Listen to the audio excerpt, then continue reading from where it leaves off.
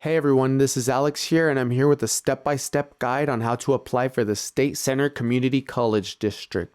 I'm going to be moving through the application process a little bit quickly, so feel free to pause the video whenever you need to.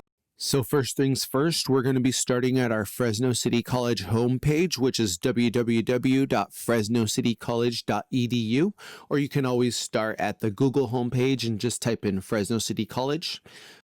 Go ahead and click on the first link there, and then from there it'll bring you to the Fresno City College homepage. From here you're going to scroll over and click Apply Now. After clicking the Apply Now button, it'll bring you to this page. Go ahead and scroll down and click the option that is most applicable to you. Are you a first-time student, transfer student, high school student, graduating senior? Go ahead and choose one, and it'll bring you to the steps list. After choosing your option, you'll see step 1, which is complete the FCC admission application online. Go ahead and click that link.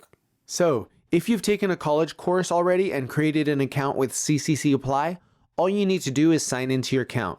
If you don't remember your account info, you will need to recover your account and retrieve your information.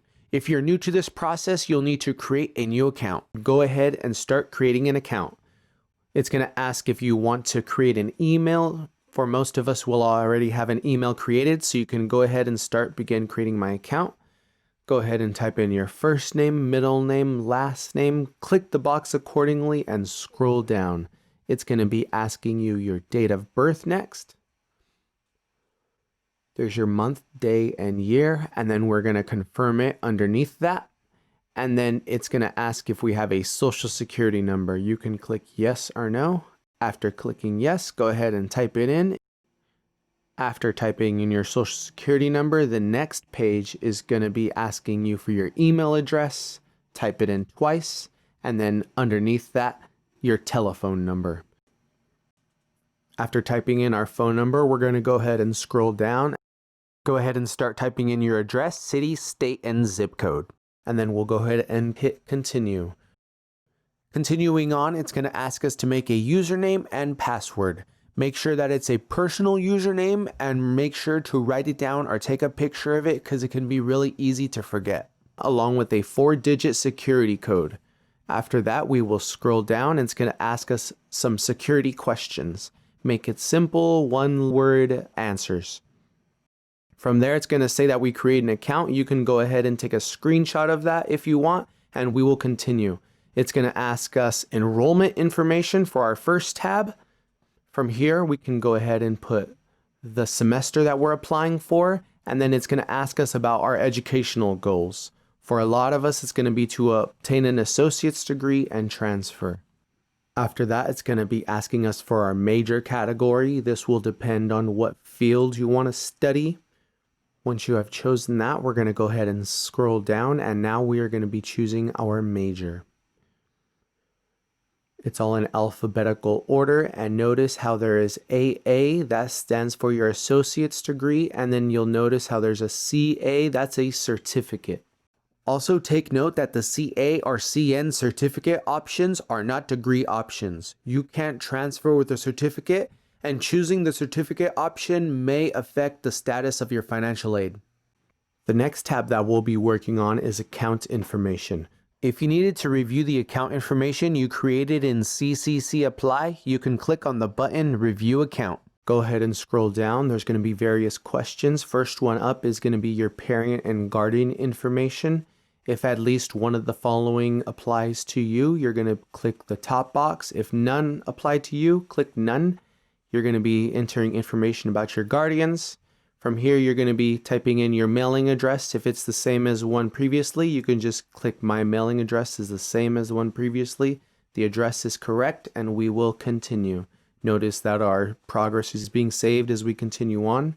From here, it's going to be asking us about our college enrollment status. For this student, it is asking as of July 1st, 2021, what will your status be? This student is a high school senior, so he's going to enter first-time student in college. And then when asked for a high school completion date, he'll enter an approximate date in early June of 2021. His diploma will be issued by the state of California, and he's attended his high school for more than 3 years, so he'll mark yes for both questions. And then from there, it's going to ask us about the attended high school that we graduated from.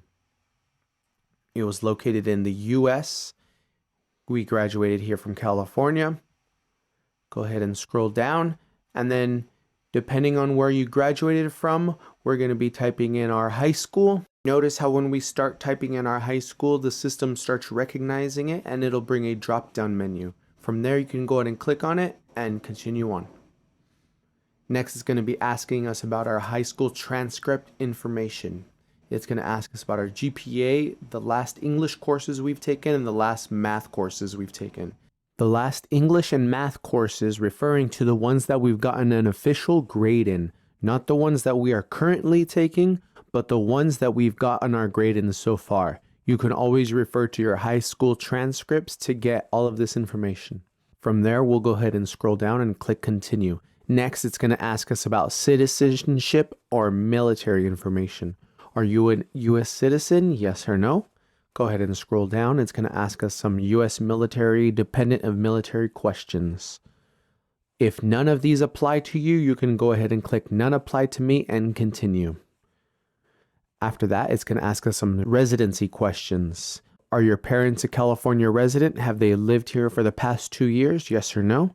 Have your parents ever paid for taxes outside of California, voted outside of California, declared residency, or filed lawsuits or divorce outside of California?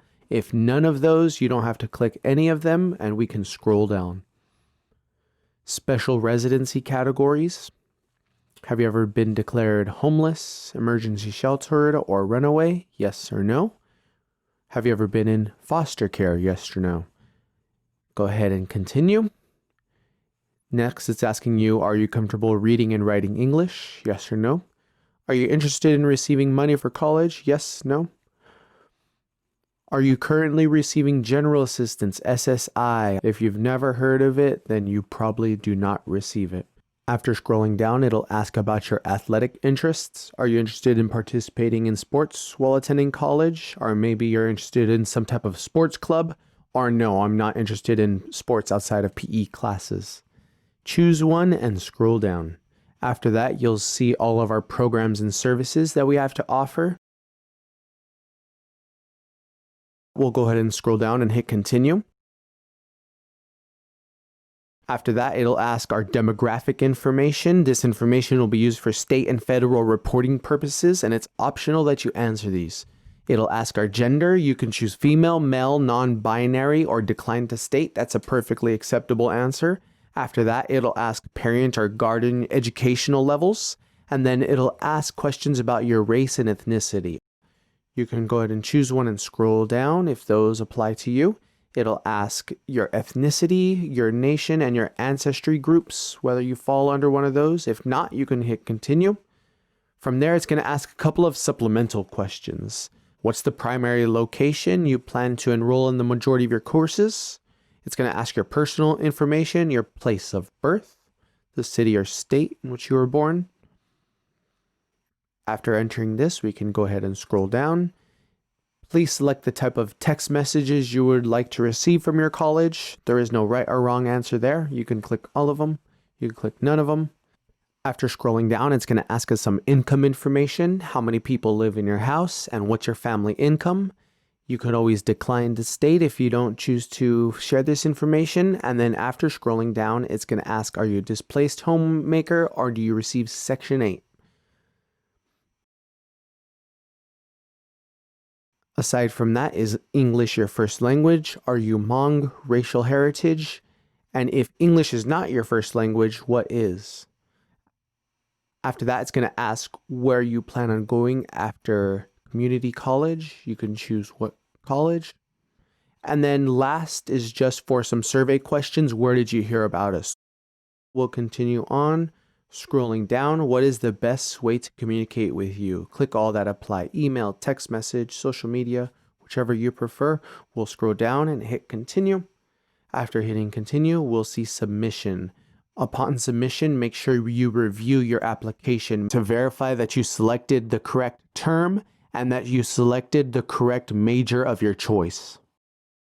Also, be sure that your high school educational level and diploma information match. Make sure that the social security number that you typed in is correct. If you have not entered your social security number yet, you can always save your application and log out, then submit it once you've found it. If you're an undocumented student, you can submit your application without a social security number. After scrolling all the way down, it's going to ask if we consent to the above information. We're going to be clicking these boxes, saying that all the information is truthful, and then we will submit our application. After submitting our application, it'll bring us back to this screen. It'll give us a confirmation number. You can always take a picture of that confirmation number for your records, and then it'll ask us to fill out a survey. Once you are done with that, you are officially done filling out the application. Congratulations, we made it to the end. Next, you'll receive an email confirming you have submitted your application. Your application will take about 1 to 3 days to process. Then you'll receive an acknowledgement email with your student ID number and other important information from SCCCD Admissions and Records. If you have not received the email after 4 to 5 days, first check your spam folder, then call the Admissions and Records office of the college you applied to for help. It's been my pleasure helping you throughout the application process. Again, my name was Alex, and good luck to you on your educational journey.